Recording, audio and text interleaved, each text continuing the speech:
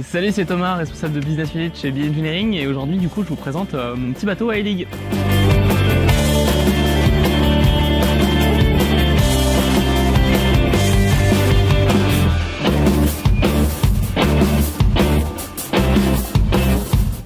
C'est un monocoque qui fait 6,50 m de long par 3 m de large. À l'intérieur, c'est pas plus grand qu'une Twingo. Et c'est des petits bateaux du coup qui permettent de faire du large et notamment de traverser l'Atlantique. C'est un bateau qui est alimenté avec des panneaux solaires. Donc on peut voir ici, j'en ai deux. J'ai également un hydrogénérateur. C'est comme une petite hélice de bateau mais qui, quand elle tourne, fait tourner l'alternateur et crée de l'énergie. Et cette énergie, j'en ai besoin pour plusieurs choses, notamment le pilote automatique. Je peux demander au bateau de se garder un cap par rapport au vent et de le garder. Ça me permet du coup potentiellement d'aller dormir. J'ai également quelques afficheurs avec un GPS, donc on n'a pas de carte, on a des cartes papier. Donc là par exemple on est au Sable d'Olonne, donc là j'ai une carte qui permet de se situer par rapport au sable. J'ai tout un atlas pour pouvoir me repérer, mais surtout repérer les cailloux les plus dangereux pour éviter toute collision. Donc ici on est au Sable d'Olonne, on est juste là. C'est comme ça qu'on se repère. Un de mes essentiels, mon Fat Boy. Évidemment de la couleur de BE Engineering.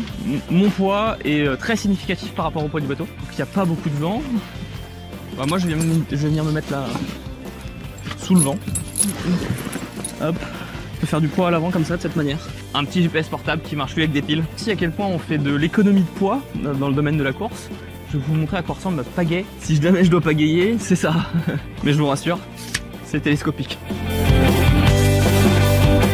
Si j'ai un problème sur ce bateau, je suis déjà tout seul. Je peux compter que sur moi-même, que ce soit pour réparer des problèmes mécaniques, d'électronique, de structure par rapport au bateau. Et en dernier recours, on a donc des balises de détresse qu'on peut déclencher et qui envoient du coup les secours. Le seul moyen de communication qu'on a à bord, c'est une VHF qui porte à 5000 nautiques, donc autant dire vraiment pas grand-chose quand on est au milieu de l'Atlantique.